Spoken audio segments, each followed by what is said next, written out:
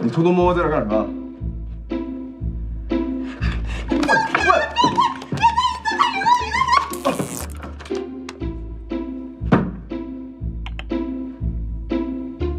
我只是路过而已，你们继续。郝聪明，你干什么？你个疯女！我受不了了，我要跟你解约。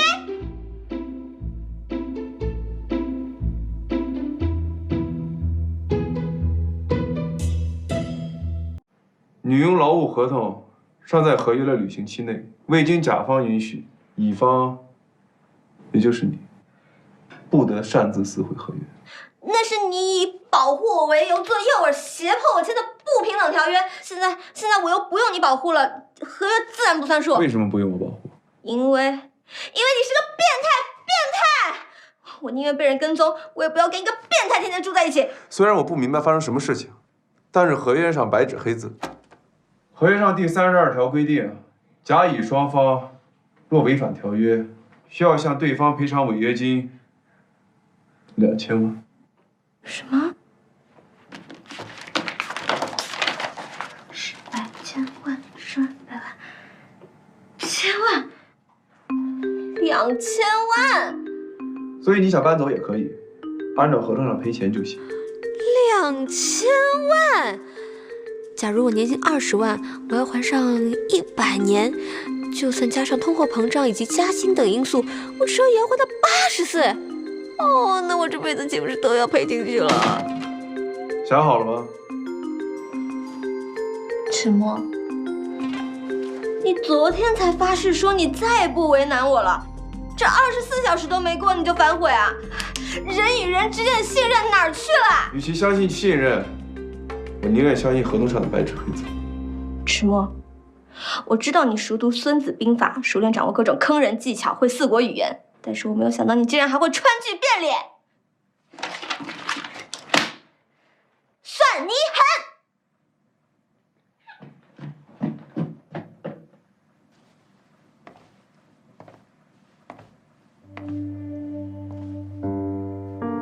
这跟精神病没有关系，它是你释放消极情绪的一个容器，你的一举一动随时都可能影响到它。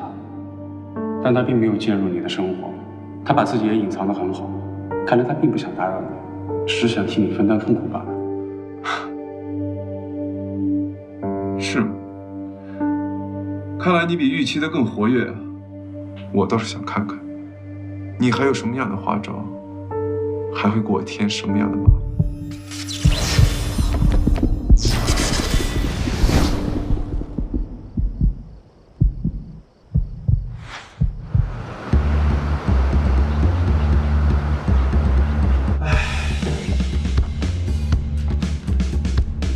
迟墨，真的是不好意思。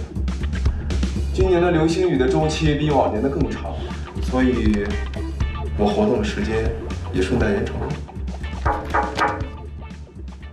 进来。老板，这有一份合同需要您签一下。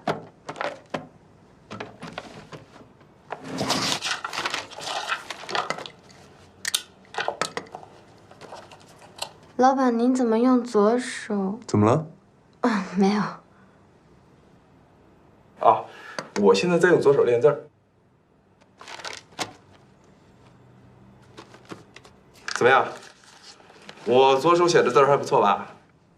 和您右手写的一样漂亮。我不这么认为。我觉得我左手写的字更加的洒脱，而且富有自由的灵魂。您说的话真深奥。哦，这是新一季产品代言人的邀请函，还有这些是关于各个代言人的造型设计，您看一下。摄影棚的事儿怎么样了？已经安排好了。哦，对了，你通知他们一下，我下午会亲自去摄影棚那边监督拍摄事宜。好的，老板。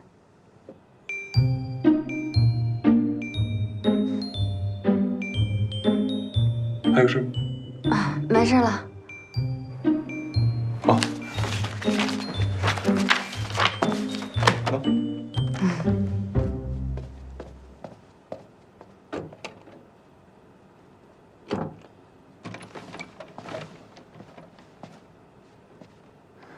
迟默，迟默，今天我就给你改一改你那老古板的 style。你的计划毫无用处，昨天一无所获。昨天也不是我计划的。你说什么？我是说呀，就我最近的研究表明，在这男人和女人之间啊，你要是表现得越屌、越拽、越难以驯服，可能在他心目中的地位就越高。相反，你要是唯唯诺诺、百依百顺，可能他就会看轻你。所以呢？我决定我们再也不要走这种苦情的路线，我们要逆袭，我们要爆发。怎么逆袭？说到点儿上了。这是我最新研究的前任攻略套餐。然后你看第一项，就叫做以退为进。以退为进。嗯，退到无路可退。就你这些馊主意，赶紧把自己的店砸了，滚！郑小姐，你可以侮辱我的人格，但你不能侮辱我的职业。有钱，顾客就是上帝。我们做服务业是有尊严的。哼。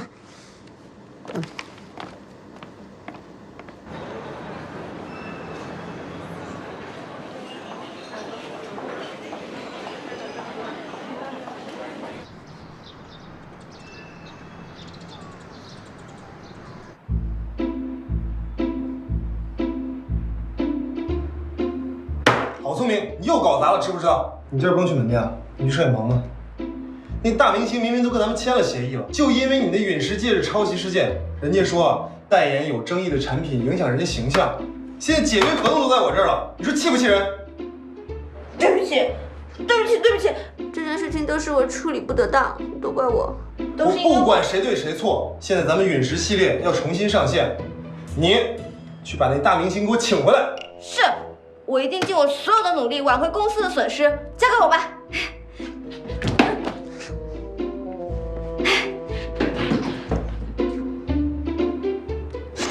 好，来整个圈，非常好。好，来，这边来一点。好，我跟你讲，你一会儿跟他说，多拍我侧脸，我侧脸好看。好的，好的，我会跟对方说明的。不是说明，是要跟他说清楚。啊，知道了。把水给我。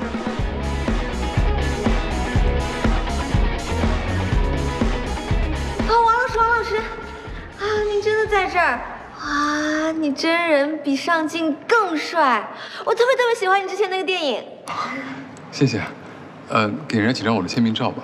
啊，您误会了，我不是您的粉丝。自我介绍一下，我是美克拉美的设计师，我叫郝聪明。谢谢。哦，你就是那个一稿多卖的设计师是吗？这件事情从头到尾都是一个误会。我这次来呢，也是希望您不要解除和美克拉美的合作，毕竟这样对双方都没什么好处。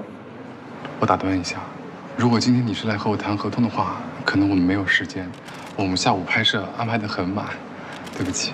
哦，我知道，那我就在旁边等着，然后您看你什么时候忙完了，有时间了，方便了，我们再聊，好不好？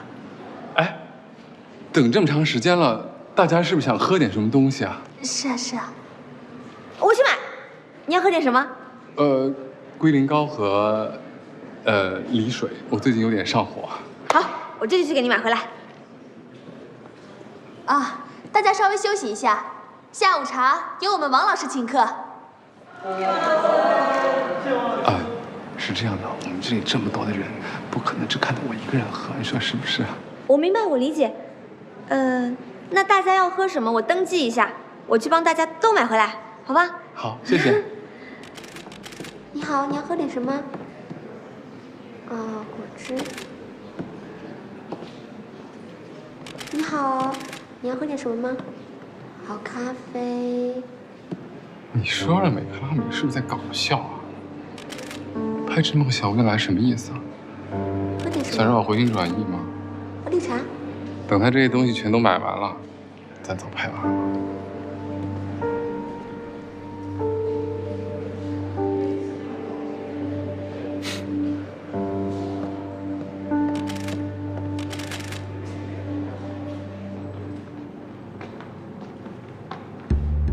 哎，金秘书，我要你立刻、马上、现在把咱们最大的摄影棚清场清出来。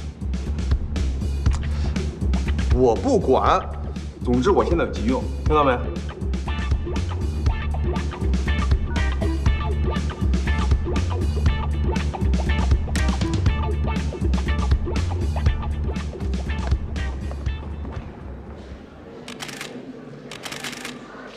啊，非常抱歉，今天这个摄影棚暂时不能用了。这怎么可能啊？我们灯光什么全都摆好了，你说不让拍就不让拍啊？啊，我们也是临时接到上头通知，啊，不过我们为大家准备了另外一间摄影棚，麻烦您请移尊玉步。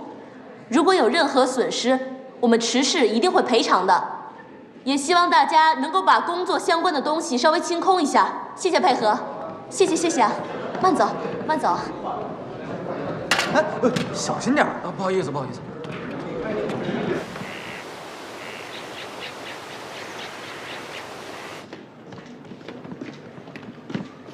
水来啦！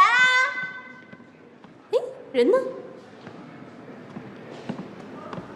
怎么样，金老师？非常完美。可以吗？这样？准备开始拍吧。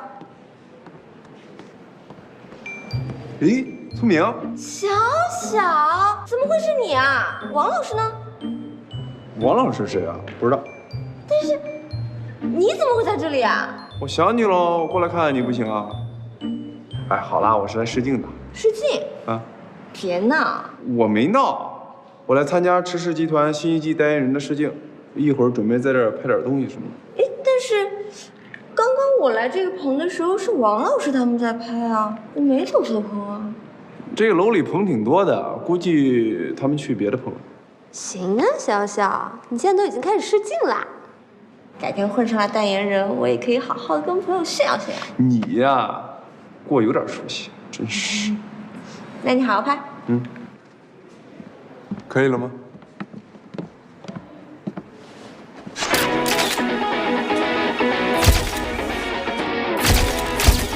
稍等。怎么了？你也来拍一张。哎呀，不行，我不会的。没事，你看镜头就好。来。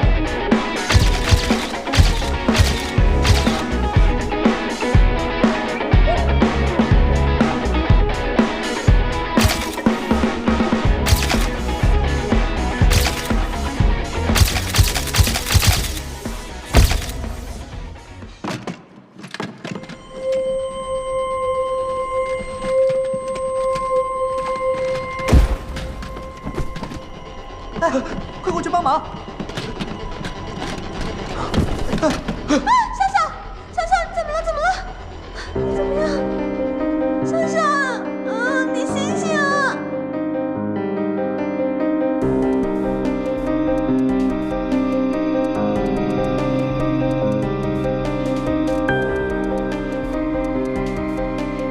聪明，我在。我有件事情想问你。我答应你，宋小小，只要你没事，我就做你的女朋友。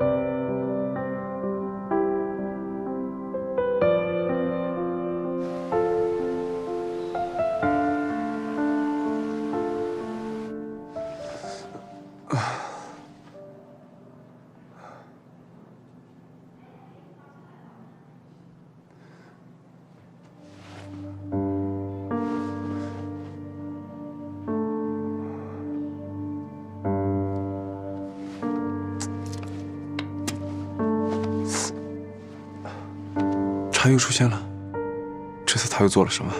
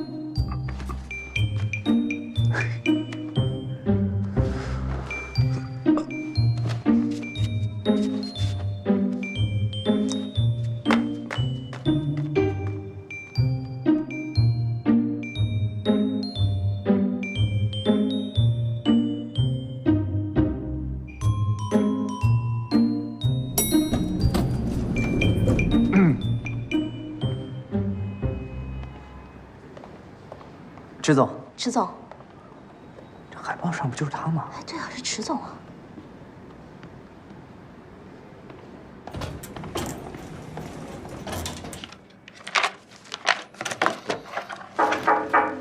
进来。老板，关于新一季的服装广告，因为和之前的代言人合同已经到期了，这一次启用的是新人，是由国内顶尖的时尚团队DG工作室一手打造的。这是样片。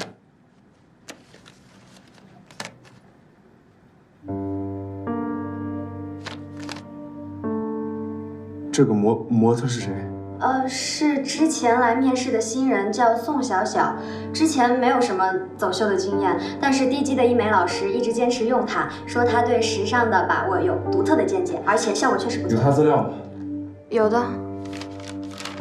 看这么明目张胆的参加广告拍摄，真是够嚣张。照片上的模特和老板好像啊。老板，老板。啊？他我不是很满意，换另外人代言。老板，但是我们的时装发布会已经定好了时间，如果现在换人的话，那可能会来不及了，而且咱们的损失也会很大。这是你要解决的事情，不是我要解决的事情。好的，我知道了。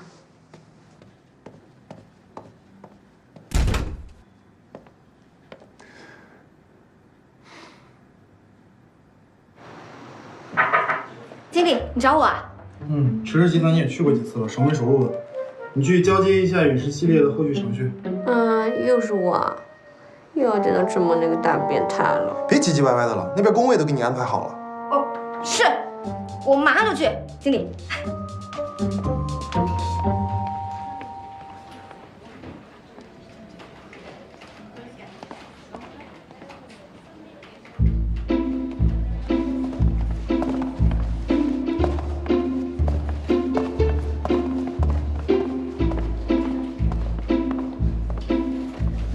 是谁啊？这个呀，领头的就是 DJ 的灵魂人物，人称中国版时尚女魔头的医美老师。医美老师，后面跟着的是他的御用造型师、御用摄影师、美甲师，还有吉他手呢。这么厉害，这么多助理啊！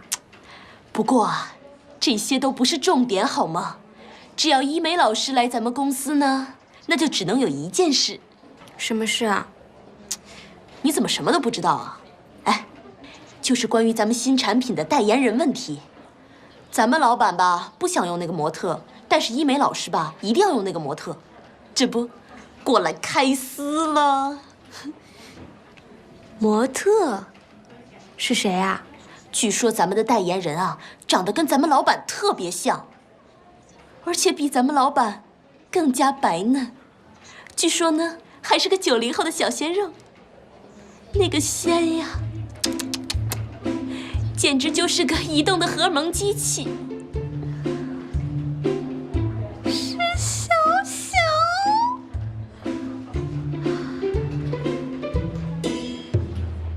爸，您别生气。哎，您怎么紧？哎呀，看你们总裁的任性指数呀，我大概也知道他是多有钱。可是钱对我没用，我是个很爱惜自己羽毛的人。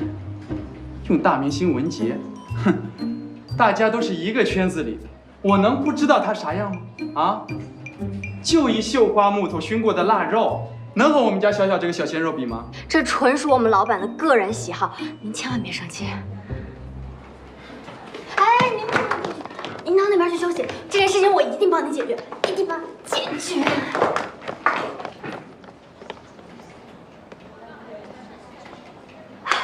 聪明，你来了。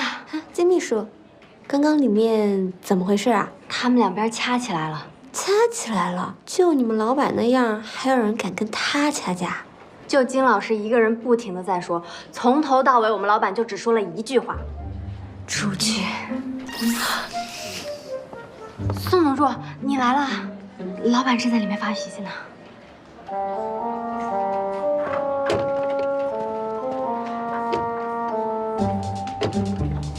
我先走了。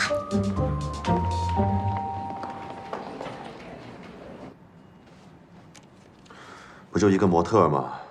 哪有这样的必要？是不是最近有什么烦心事儿？没什么，这件事儿已经定了，换那个明星文杰。那好吧。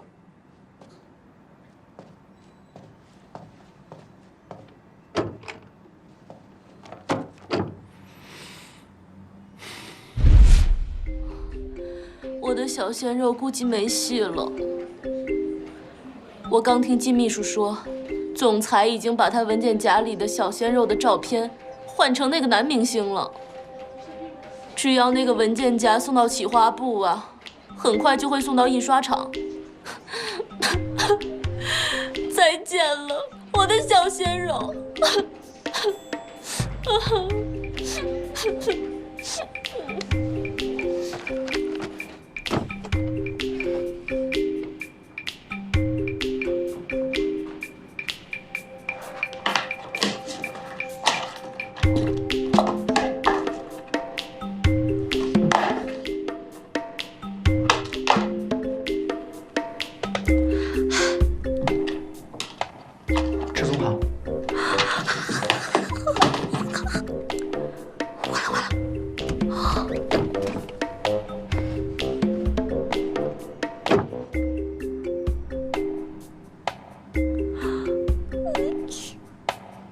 出来吧。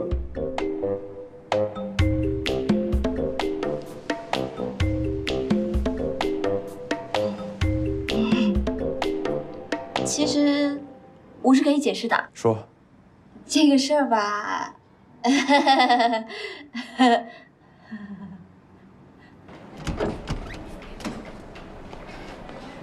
这个代言竟然是属于小小的。作为他的女朋友，不管怎么样，我一定得帮小小把代言抢到手。可恶的迟墨，我不会放弃的。迟总，你要回家啦？我想起来我还有东西落在那里，可不可以载我一程？不说话我就当你默认了，默认了。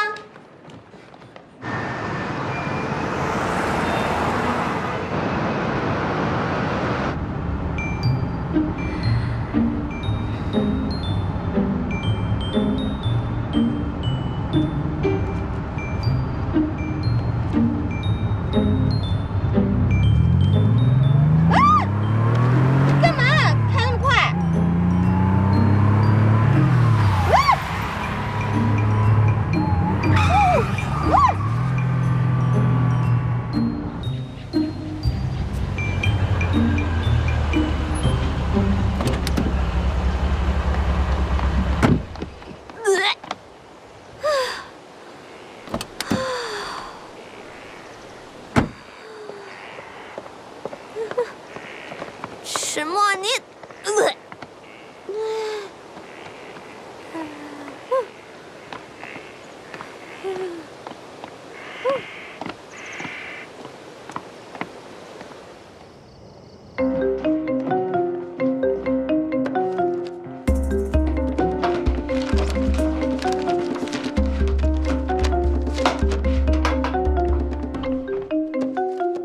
是不是在找这个？是。那什么啊？我就是那个，我就是我。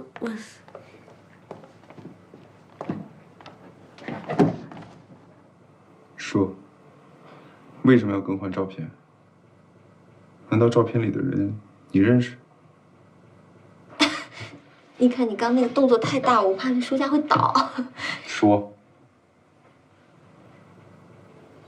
宋小小是我的男朋友，我为男朋友出头，天经地义。怎么了？你说宋小小是你男朋友？对啊。跟他分手。你又不是我爸，你还管我跟谁谈恋爱呢？你跟谁谈恋爱都可以，唯独他不行。我告诉你，从今天开始。他的电话不要接，他说的事情也不要相信。如果他出现，马上跟他分手。为什么？因为他就是个骗子，他是个不该出现的大麻烦。你凭什么这么说我们家小小啊？你认识他？可是我们家小小说他根本不认识你啊。我当然不认识他。那不就完了？你管那么多呢？我跟我们家小小正大光明的谈恋爱，一没有违法，二没有违背社会道德，你管得着吗？倒是你，内心阴暗、出尔反尔，还有异装癖的男神经病才是最危险的。我异装癖？你这么快就忘了？那天晚上大半夜的，你叫我送你红酒去酒店。郝宗英，郝宗英，你到底想要什么？钱、名誉，还是想让他当代言人？我都可以满足你，但唯一的条件，你必须和他分手。如果我就是不分手呢？你能帮我怎么样？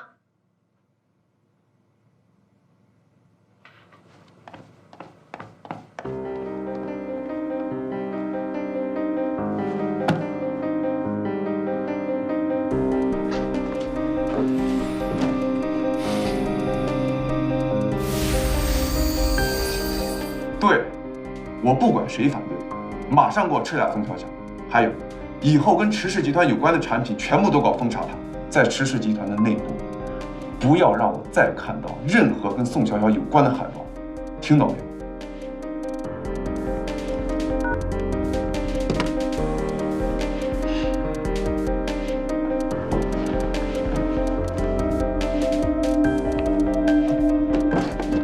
宋小小，不管你想做什么，我都不会让你得逞。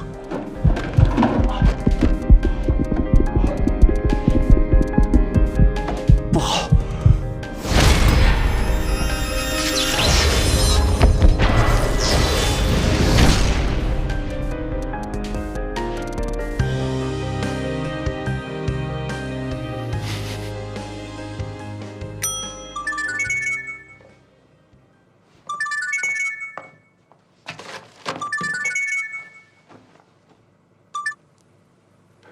喂，老板，公司那边传来消息，说临时更换的代言人坐地起价，要求代言费增加30%，超出了预算。您真的要换掉这个宋小小吗？这样有些得不偿失。他说什么要换下我？哼，一群没有品位的智障。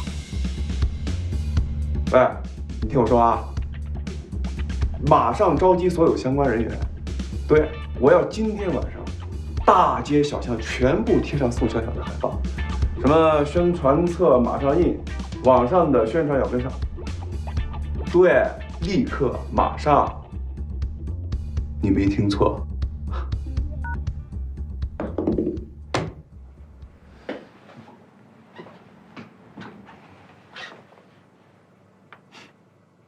石墨，你自己不好好利用这个身体，还嫌弃我的海报？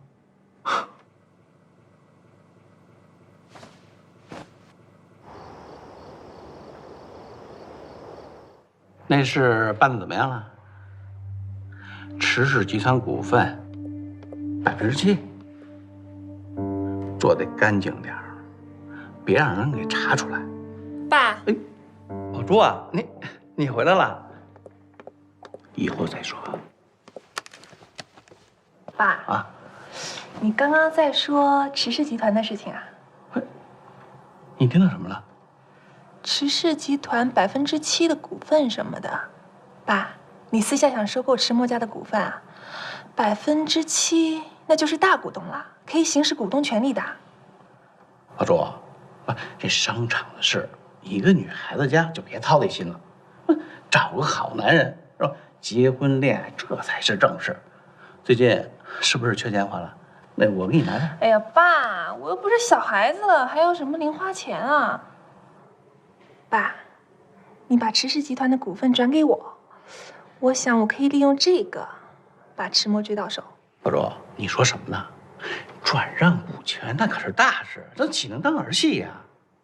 哎呦，爸，我是您唯一的女儿，郑家唯一的继承人，你不转给我，你给谁啊？那也不能便宜那个池墨呀，万一说你着了他的道，这股权有可能就不姓郑了。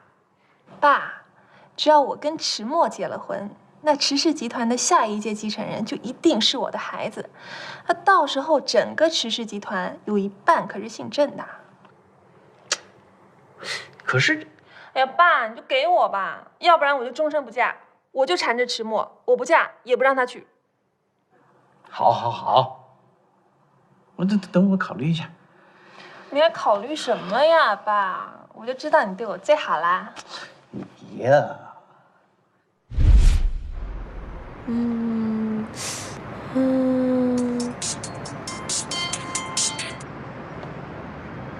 什么？你说池墨到了咱们门店？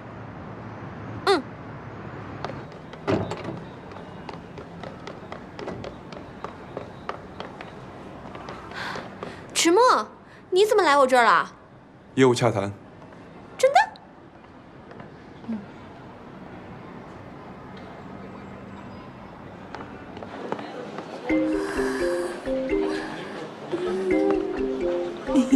哎，别看了，口水擦一擦都掉到桌子上了。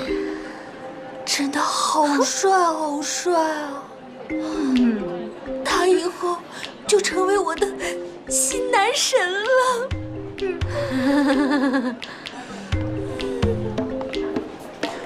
我能读懂他的背影，伟岸而又有安全感。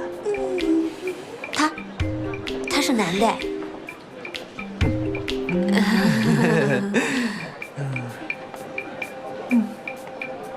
我刚刚握的这只手，分分钟几千万人民币进账。我肯定能沾点喜气儿。哎，你看，我这手是不是比刚才还白了点呢？白了，白。聪明啊，几天不见，你整个人简直是焕然一新呐！有吗？聪明，你知道吗？今天啊，池氏集团总裁亲自来咱们公司呢，钦点你做珠宝设计师。原来池墨来门店是为了钦点我做珠宝设计师，怎么回事？听到这个，竟然还有点小感动。要不这样吧，为了答谢大家，今天晚上我请大家唱 K。愣着干嘛呢？这工作时间知不知道？不知道怎么在公司里做出点业绩，成天想着唱 K 唱 K。哦，对了，郝聪明，来一趟。哦。郝聪明，告诉你一个好消息，要给我加薪？哎，升职加薪都不是个事儿，只要你能完成我给你的新任务。什么新任务？跟池氏集团战略合作。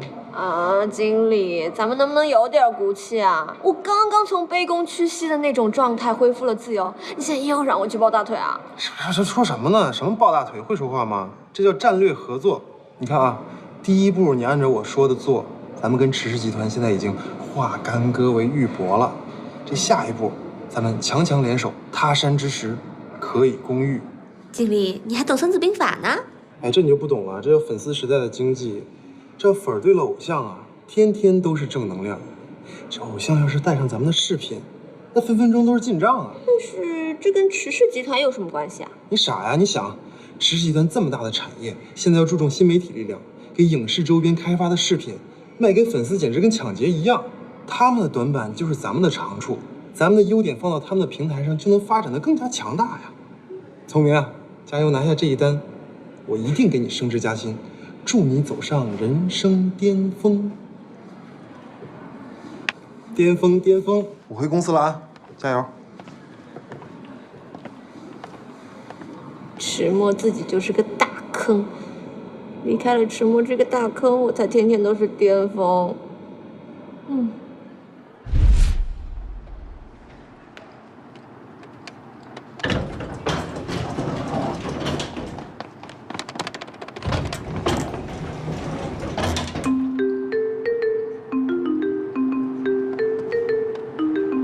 进来吗？进，当然进了。我可是代表美克拉美来跟你谈战略合作的。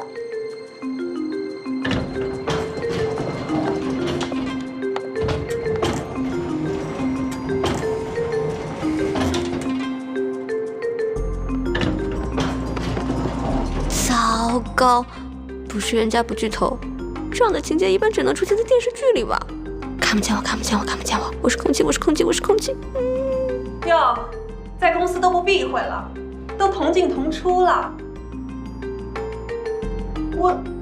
我没有，我没有跟你说话，我当你是空气。嗯，他怎么知道？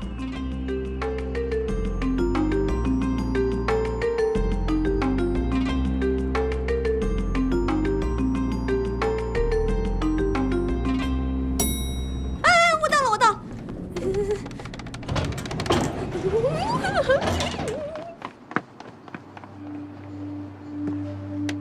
设计稿是你搞的鬼吧？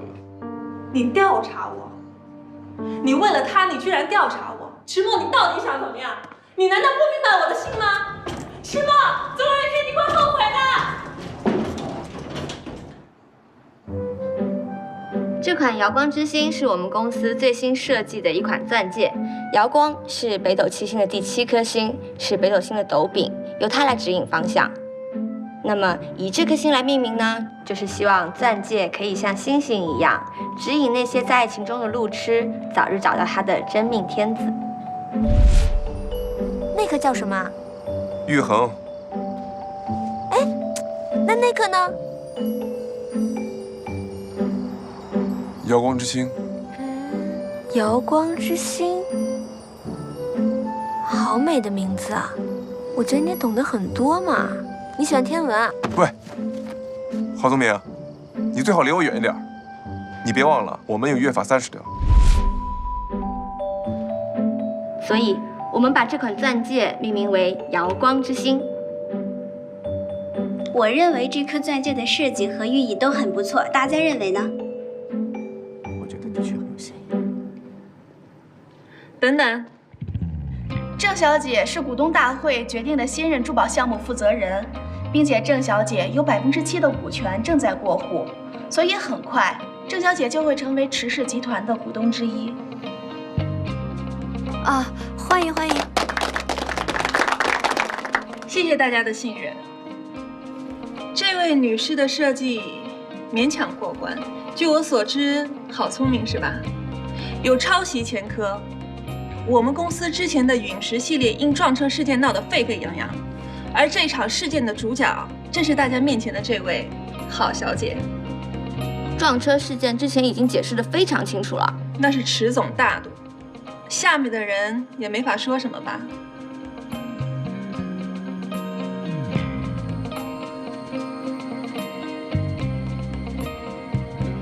要开始反派女2号的戏码了。我郑宝珠做事一向公平，如果你的设计能够符合池氏集团要求的饰品，我自当赔罪谢礼；如果设计不出，那抄袭事件也并非空穴来风。你说是吗？真狗血！万年老桥墩，你不能换一个？这招数，还挺管用的。好，我接受郑小姐的挑战。如果我可以设计出符合郑小姐要求的珠宝，还请郑小姐信守承诺。达成2家的战略合作。好，那我就等着你的作品。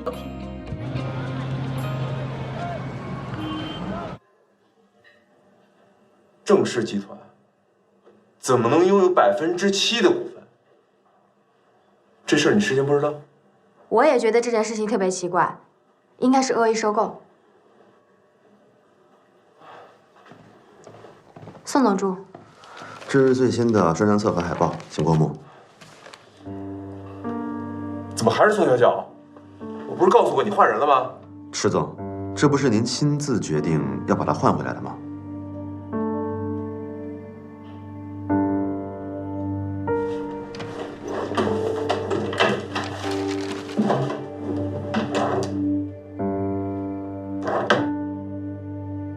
出去！我让你们出去！好的，老板。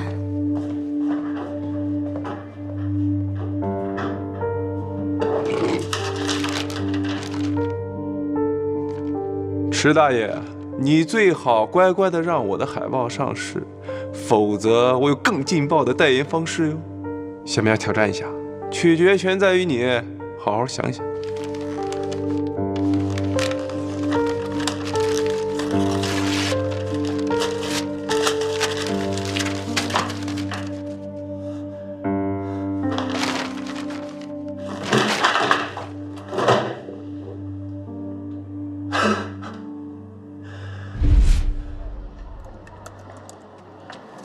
说以后啊，我们的什么设计稿呀、电脑呀，可都得小心点，万一……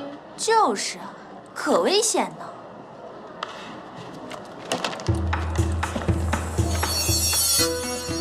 各位，有哪位要与我郝聪明比试的，尽管放马过来。背后落人肠断，岂非大侠做派？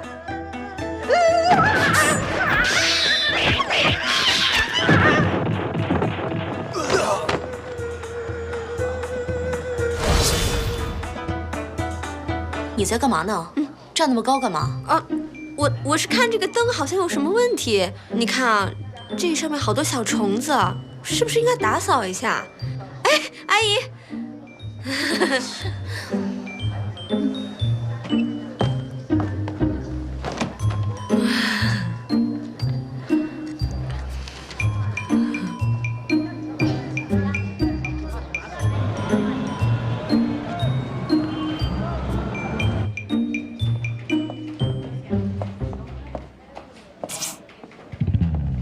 珠宝研发部刚刚成立，我看了之前的方案，这个钻石匣周边开发的很不错，我会以它作为我第一个项目。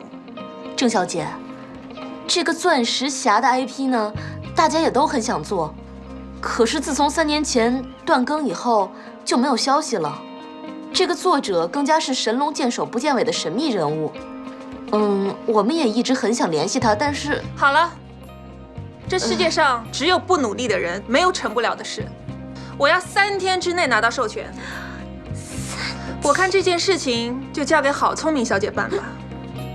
我这人做事一向公平，交给郝小姐，自然她最合适。诸位还不知道吧？郝聪明可是位网络作家，还出版过一本我叫郝聪明的畅销书呢。这可是你的优势，好好把握。但是我是真的不……来，我们给郝聪明鼓掌。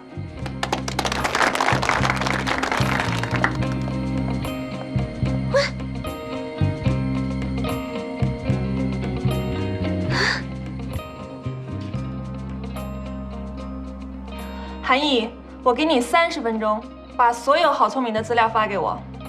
啊，郑小姐，这个时间有点……我会定制一个新的套餐，新套餐的定金我今天给你打过去。啊，这个容我再考虑一下。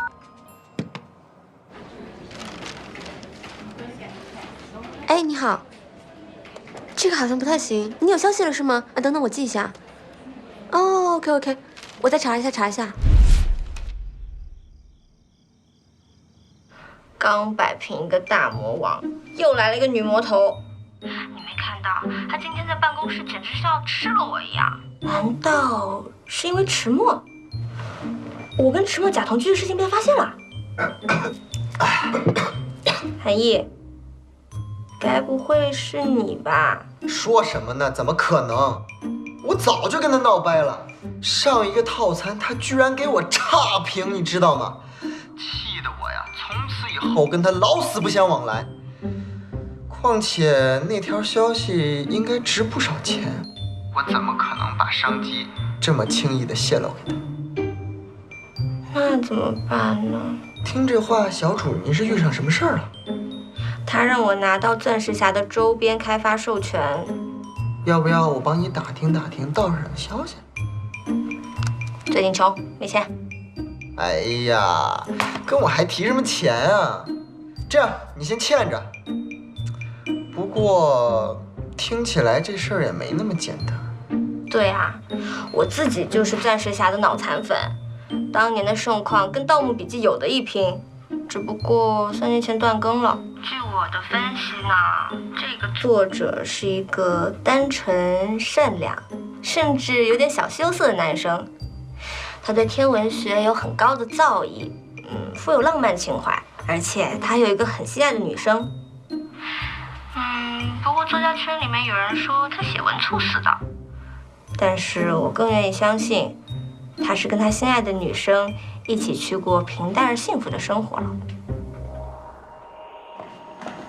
老板，郑小姐要郝聪明拿什么钻石匣的授权书？钻石匣？您知道，但是难度有点大。这个作者已经退出网文界很多年了，这小妮子可真够折腾的。我知道了。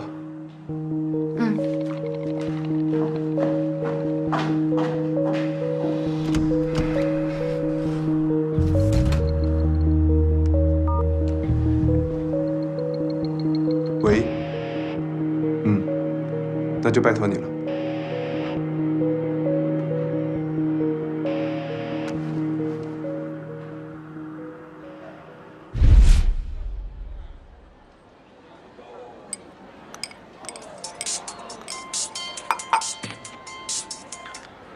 不是，我给你找到线人了，你哪儿呢？怎么还不来？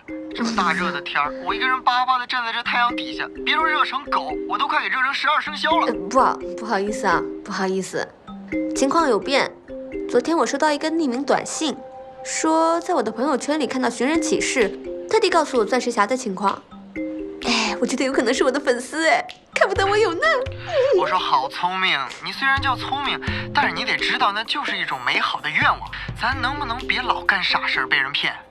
怎么就是被人骗呢？他又没有要我什么劳务费。请问是郝聪明小姐吗？你等一下，我是。有你的快递儿，请您签收一下。哦，好。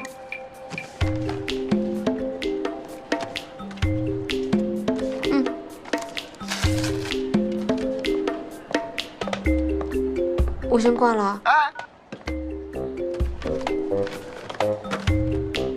钻石侠授权书。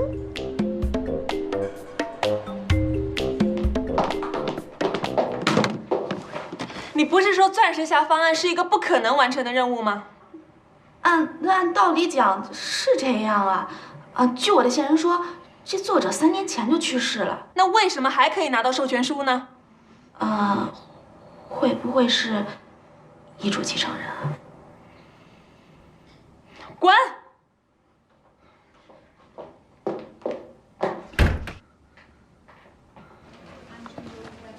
哎，明天早上8点的会议啊，记得把设计稿给我，我拿着去复印一下，做成文件夹。设计稿？什么设计稿啊？你没有收到邮件吗？没有啊。我看看啊。哎，真的有。这电脑不是我之前用的那一台。你可别胡说，它可一直在那儿呢。哟，你们就这点伎俩啊？换电脑、藏消息，你们当我小？杜拉拉升职记看过没有？75集的《甄嬛传》都白看了，韩剧女2号都他妈跳戏呀！哼，一个个的，一点斗争经验都没有。哎，让我斗也不是，不斗心烦。好，开会不是明天吗？明天8点之前我会完成的，放心吧。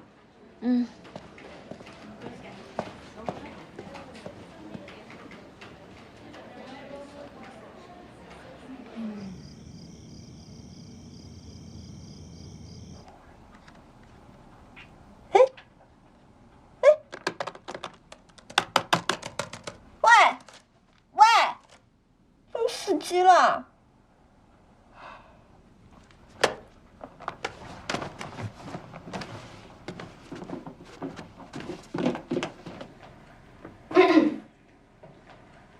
怎么了？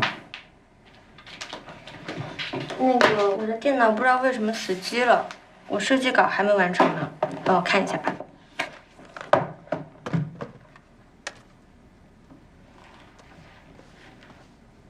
哎，赵姐，等会儿，郑小姐，迟墨呢？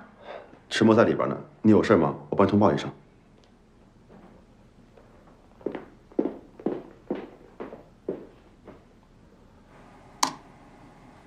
好了。谢谢啊。郑小姐，你怎么在这儿？贱人，你敢勾引迟墨？我没有。贱人！郑宝珠，你发什么疯？你跟他住在一起，是又怎么样？你跟这个女人什么关系？你误会了，我们2个人真的是……我跟他什么关系？你管得着吗？你3番2次拒绝我，就为了这个女人？既然你都看到了，我也没有什么好隐瞒的。显而易见，郝聪明是我迟墨的女朋友。啊，我是迟墨的女朋友？是你忘了吃药还是吃错了药？别多嘴，配合我演戏。迟墨，你以为找了这么个女人来做挡箭牌，我就会相信吗？需要我为你证明一下吗？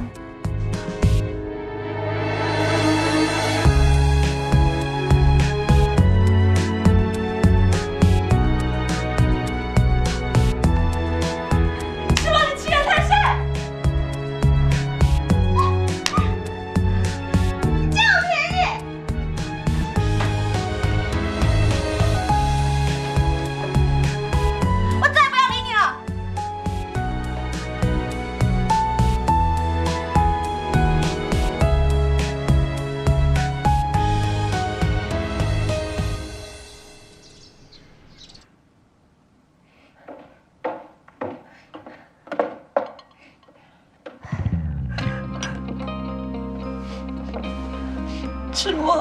赤墨被那个女人迷住了。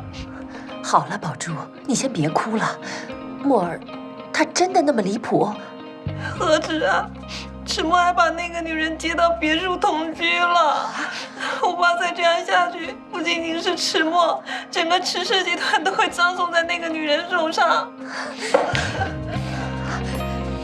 真是越来越不像话了。阿姨，你没事吧？别吓我。我没事，我是被那个混账东西给气的。你去把墨儿找回来。这件事，我要当面问问他。我这就去。阿姨，现在也只有你可以把赤墨拉回正途了。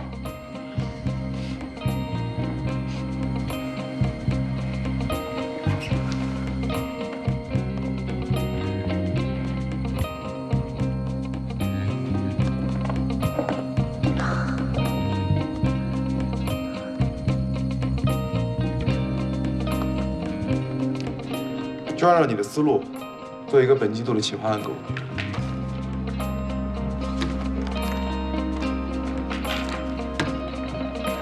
老板，刚才家里来电话说老夫人的心脏有点不舒服。什么时候事？今天上午郑小姐去过家里以后，老夫人的身子就不爽快了。郑宝珠，又是他。今天先这样，3回。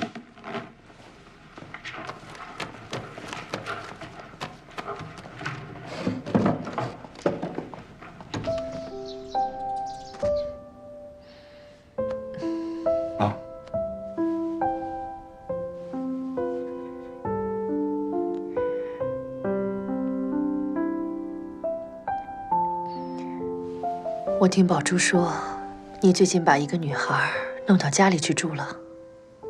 他怎么说的？他没说什么，只是说，自从你跟他分手之后，就一直没再搭理过感情上的事儿。既然你已经做了选择，我总该听听你是怎么想的吧。那个女孩家里是干什么的？就是很一般的家庭。一般人家的女孩能被你看上，那她样貌、学识方面一定有什么过人之处。没什么过人之处，就是普通到不能再普通的女孩，扔到人堆里都找不到那种。那你选择她，而不选择宝珠，我倒是想见识见识这个叫郝聪明的女孩。好，那我就带她来见你。再喝点吧。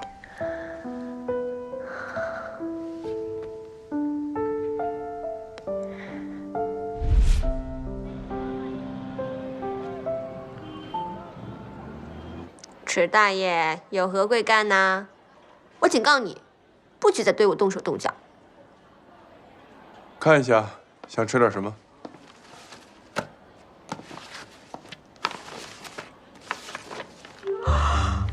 这么贵，事先说好，这顿饭是不是你请？放心，这家餐厅属于池氏的，这顿饭我请你，算是谢谢你昨天晚上配合我在郑宝珠面前演的那出戏。算你还有点良心。这么多好吃的，点什么好呢？给我来一份龙虾餐，谢谢。对不起，龙虾需要现做，请您稍等一会儿。哦，那我换一个吧，待会儿吃完饭还要上班呢。一客龙虾餐。公司那边我已经给你打过招呼了，下午跟我出去办点事情。那我先不点了，谢谢。我说呢，原来这是一场鸿门宴，请我吃饭是有目的的。你晚上跟我回家。什么？回家？你有什么阴谋？作为我的女朋友跟我回家，我妈要见你。好。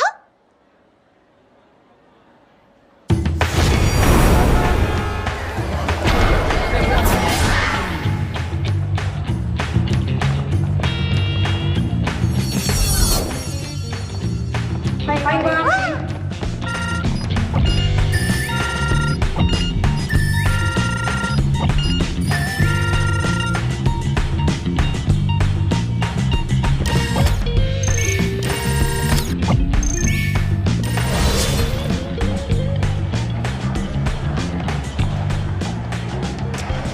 嘛呢？口水都流下来了。补品。你真的打算空着手见我妈？你是让我现在这个样子去见你妈吗？你看我昨天澡也没洗，头发乱七八糟的，还有我好久没有拔黑头了，你看我鼻子。有什么问题吗？怎么能这样见你妈妈呢？人靠衣装，啊，再让我打扮一下。让你穿上龙袍也不像太子，衣服什么的还是别浪费了。怎么就浪费衣服啦？好歹我也算五官端正，皮肤白皙，没有胖成猪，也没有瘦成柴。这个人真是不知好歹。我好好打扮一下，也是为了给你留面子。你不觉得有一个大方得体的女朋友还是挺好的？我告诉你，淑女走路是不会撞到别人的后背的。你学过礼仪吗？10厘米的高跟鞋穿得了吗？如果把巴黎时装周的名品设计全部堆在你身上，你觉得你 hold 得住吗？与其画虎不成反类犬，不如你这样反璞归真的好。我已经跟我妈说过你的底细了，一会儿记得多吃东西，少说话。多吃东西。记得你的角色定位，一个靠怀孕上位、穷酸又无赖的拜金女。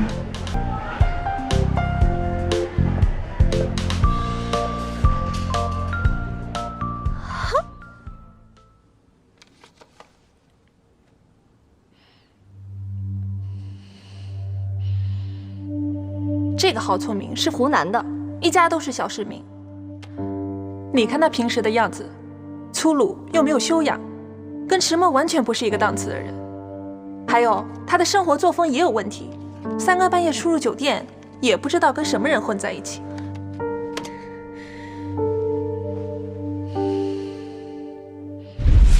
不说话，回去了。我刚才说的是事实啊！别理我。又怎么了？我是穷酸无赖的小女人，可就连穷酸无赖的小女人都知道，初次登门不能太失礼。我现在要去买条裙子。我陪你去。你别跟着我啊！我可不是为了你。这就是你所谓的穷人的尊严是吗？对，这就是我们穷人的骨气。你是不会懂的，迟大爷。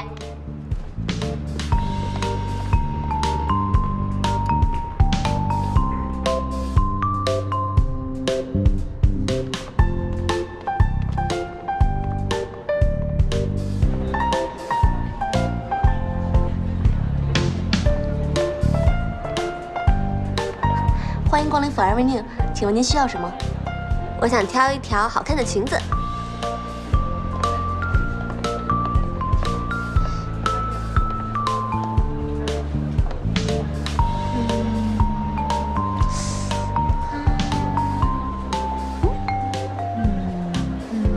小姐，您眼光真好。那我就要这个啦。好的。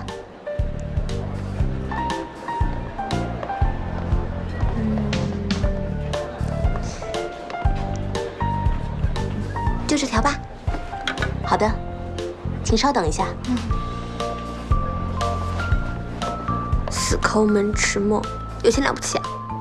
鲁迅先生说的真是没错，只是越有钱越是一毛不肯放松。无良资本家，死抠门迟梦。小姐，一共是4380块。什么？4000多？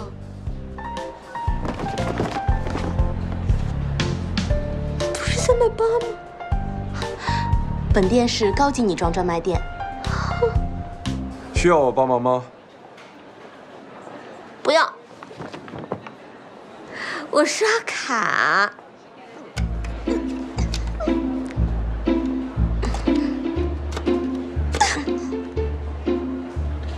谢谢惠顾。我1个月的工资。那个，如果尺码不合适的话，我过2天可不可以来退啊？哦，是可以的。穿着带标签的衣服不礼貌，